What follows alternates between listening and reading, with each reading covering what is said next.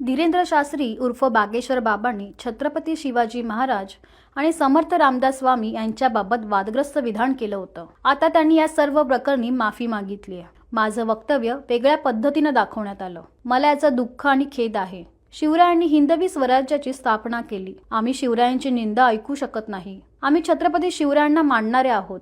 गुरु महिमासाठी मी ते वक्तव्य केलं होतं. माझ्या वक्तव्यानं कुणाची मनं दुखावली असतील तर मी माफी मागतो. अशा शब्दात बागेश्वर बाबा यांनी माफी मागितली आहे. रामाय रामभद्राय रामचंद्राय वेदसे रघुनाथाय नाथाय श्री सीताय पते नमः।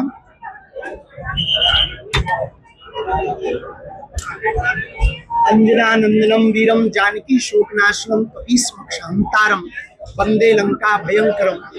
आई तुलजा भवानी की जय। छत्रपति वीर शिवाजी महाराज की जय। छत्रपति वीर संभाजी महाराज की जय। बागेश्वर धाम की जय। जय श्री राम। भारत माता की जय। हिंदू राष्ट्र की जय। हमको बहुत प्रसन्नता है, लगभग 2 वर्ष बाद उसी भूमि पर आने का सौभाग्य मिला जहां 2 वर्ष पहले आए थे, और इस साल भी उसी जगह कथा कहने का सौभाग्य मिला जहां पिछली बार कही थी। इस बार पहले ही हम बता दें 5 दिन की ही कथा है और अभूतपूर्व तरीके से यहाँ कथा श्री राम कथा का आयोजन है।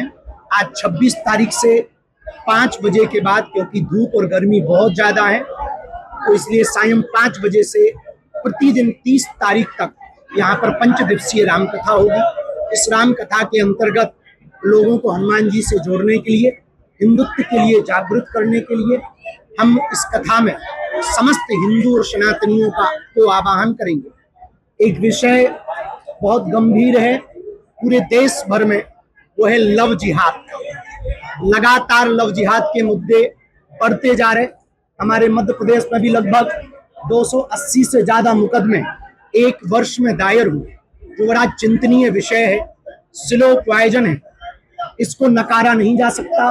निश्चित रूप से महाराष्ट्र में भी वो पैर पसार रहा, मुंबई हो, नागपुर हो, यहाँ भी वो अनेक रूपों में हमारी बहन बेटियों को लव जिहाद के लोग टारगेट कर रहे हैं। प्रेम करना गलत नहीं है, लेकिन प्रेम के चक्कर में अपनी अस्मिता, अपने संस्कार और संस्कृति का हनन करवाना सबसे बड़ा अपराध है। धर्म विरोधी ताकतें नाम बदलकर, भेष बदलकर लगातार लव जिहाद के पीछे पड़ी हैं। इसके लिए हम इस कथा में विशेष रूप से सनातनीय बेटियों को जागृत करेंगे कि बेटियों, तू दुर्गा बन, तू काली बन, पर कभी ना बुरके वाली बन। हमारी यही प्रार्थना है कि तुम कुछ भी बनना, पर बेटी कभी तुम बुरके वाली मत बनना। इसी के लिए हम निरंतर प्रयत्न कर रहे हैं और महाराष्ट्र की सरकार, हमारे अति प्रिय यहाँ के यशस्वी माननीय मुख्यमंत्री, जो बहुत ही सनातन के लिए कार्य करते हैं, निश्चित रूप से इस पर गौर करेंगे और कर ही रहे। मध्य प्रदेश सरकार ने बड़ा कठोर कानून लाए हैं।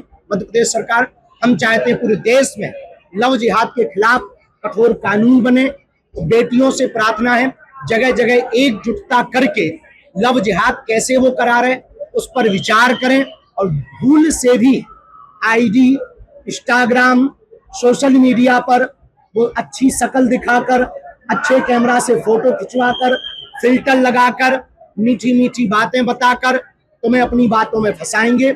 हमारी हिंदू बेटियों से प्रार्थना है, इस कथा का यही उद्देश्य है, लव जिहाद मुक्त भारत हो, लव जिहाद मुक्त महाराष्ट्र हो, लव जिहाद मुक्त नागपुर हो। इसी के लिए यह 5 दिवसीय कथा रखी गई है।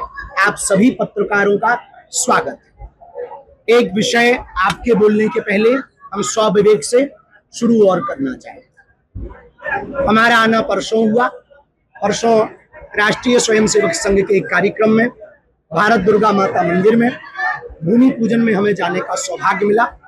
कल से सोशल मीडिया पर कुछ लोगों ने हमारे वक्तव्य को अलग तरीके से प्रस्तुत किया, जिनको पढ़कर हम, जिनको जानकर हम, जिस भूमि पर आकर, जिनके स्वराज्य गठन की स्थापना को पढ़कर हमने हिंदू राष्ट्र का संकल्प लिया, हमें दोषारोपित किया गया कि हमने उनकी अवमानना की। इस बात को लेकर के हमारे मन में बहुत दुख है, बहुत हमारे मन में खेद है कि जिनको पढ़कर हमने हिंदवी स्वराज्य की स्थापना को पढ़कर हिंदू राष्ट्र का संकल्प लिया, हम उनकी अवमानना तो दूर की बात है, स्वप्न में भी कोई निंदा करे तो हम सुन भी नहीं सकते। और हम तो क्या, इस देश का प्रत्येक सनातनी यदि आज जीवित है, जिंदा है, हिंदुत्व के लिए यदि वो सजग है, तो सबसे बड़ा श्रेय छत्रपति वीर शिवाजी महाराज का। और हमें इस बात का दुख है कि जो छत्रपति वीर शिवाजी को मानते हैं, चाहे वो संभाजी विग्रह के लोग हों अथवा फिर मराठा साम्राज्य में परंपरा में अपने जीवन को जीने वाले मराठा हों, वो हमारे ही लोग हैं। हम भी छत्रपति शिवाजी को मानते और वो भी उनको ही मानते। और हम लोग आपस में खींचातानी करेंगे तो दूसरे लोगों को मौका मिलेगा। हमारा 1% भी इस प्रकार का कोई मत नहीं था, ऐसा कोई विचार नहीं था कि हम छत्रपति, हमने गुरु महिमा के प्रति कितने वो समर्पित थे, उस वक्तव्य को हमने गुरु महिमा के प्रति गाया था कि गुरुओं के प्रति हमारे देश के राजा, हमारे देश के हिंदू हृदय सम्राट, हिंदुओं के सिरमौर, हिंदुओं के चक्रधर सम्राट छत्रपति वीर शिवाजी महाराज संतों को, मठों को, महंतों को, आई तुलजा भवानी को कितना मानते थे। उस भाव को कहने का तरीका हमारी अपनी भाषा में था, जिसको कुछ लोगों ने अनर्थ करके गलत प्रस्तुत किया। किसी को उससे ठेस पहुंचा हो तो हम उसके लिए हृदय से क्षमा प्रार्थी भी है, पर हम ये भी कहेंगे कि हमारी बात को अनर्गल प्रस्तुत ना किया जाए, क्योंकि हम जीते भी शिवाजी के, छत्रपति शिवाजी के लिए है, मरते भी उनके लिए है, हमारा जीवन भी उनके स्वराज्य की स्थापना के लिए। और हम हिंदू राष्ट्र की कल्पना या विचारधारा हमने जो ली है वो उनसे ही ली है, तो हम भला स्वप्न में उनकी कैसे अवमानना कर सकते। तीसरी बात, एक और विषय बहुत लोग चला रहे, आप इसके पहले खुजली करें, हम ही उत्तर दे दें। 4 बच्चों के बयान पर तो आप कहेंगे कि आपके तो बच्चे हैं नहीं है, उसको हम पहले ही जवाब दे दें कि आगे चल के हम भी गृहस्थ होंगे। और भगवान ने जितने चाहा ज्यादा से ज्यादा भारतीय हिंदुओं की जनसंख्या बढ़ाने में हम भी योगदान दें। दूसरी बात, 4 बच्चे पैदा करो, 1 बच्चे स्वयंसेवक, राष्ट्रीय स्वयंसेवक संघ को समर्पित करो। इसके पीछे का उद्देश्य ये है, राष्ट्रवादी बनाओ। चाहे वो आप राष्ट्रीय स्वयंसेवक संघ को समर्पित करो, चाहे देश की आर्मी को समर्पित करो, अथवा कलेक्टर बनाओ, मास्टर बनाओ, पर उसको विचारधारा कट्टर सनातनी रखो, राष्ट्रीय स्वयंसेवक संघ की तरह, ताकि वो जहां भी रहे वो वहां भगवा ध्वज लहराता रहे और हिंदुत्व का प्रचार प्रसार करता रहे। इसके बाद शेष हमारी सभी मीडिया से प्रार्थना है कि हमारे जो बयान पर अनर्गल लोग प्रस्तुतियां और टिप्पणियां कर रहे हैं, उन तक हमारी बात को जरूर पहुंचा दें कि हमारा भाव क्या था, हमारे स्वभाव में क्या है। साधु कभी किसी की निंदा नहीं कर सकता, और फिर छत्रपति वीर शिवाजी की निंदा करके भला भारत में कोई रह सकता है क्या?